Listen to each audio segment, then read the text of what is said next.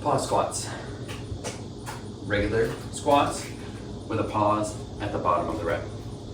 To get in position for your squat, I don't like to give too many cues about foot positioning and all that stuff. I just have a few basic rules to follow as we do this. Rule number one is I really want 3 points of contact of your feet at all times during the squat. Point number one is between your big toe, is underneath your big toe. I want your big toe always pushing into the floor. Second point of contact is underneath the lateral foot, kind of about where your pinky toe knuckle is.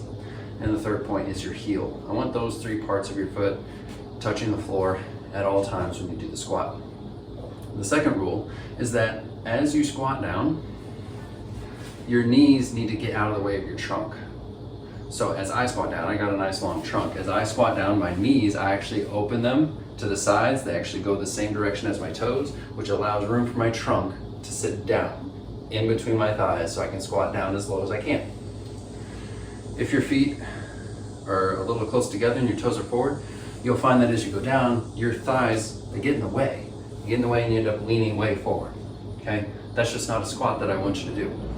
So follow those rules of those points of contact with your foot and keeping the thighs out of the way of your trunk as you squat. So the squat motion itself, I'm gonna give you kind of a side view here. Everybody's a little different in what they need for their toe out angle.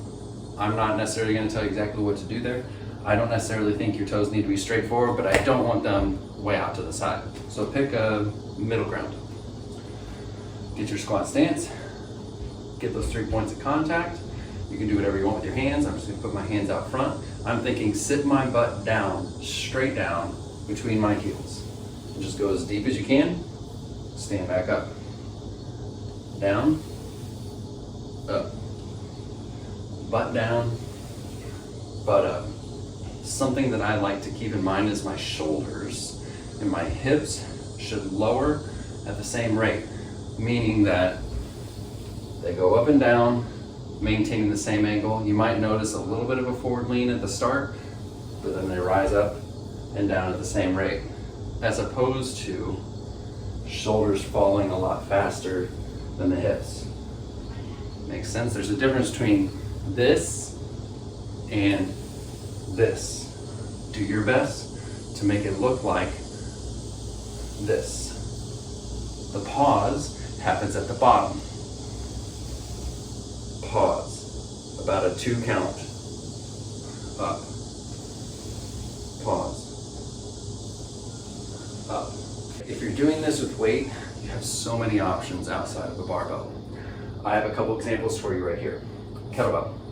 If you're gonna use a kettlebell, some people refer to this as a goblet squat. You can call it whatever the heck you want. It's a squat with a kettlebell. The motion is the exact same. It's just now you have something to hang on to.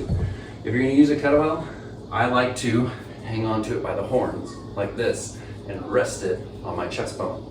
The motion itself, nothing changes. Down and up.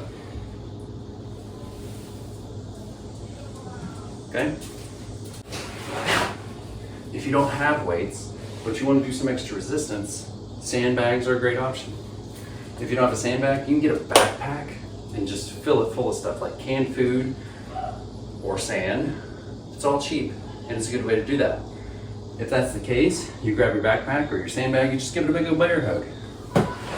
Grab it, give it a big bear hug. Nothing about the squat changes. It's the exact same thing. Butt down, butt up, butt down, butt up.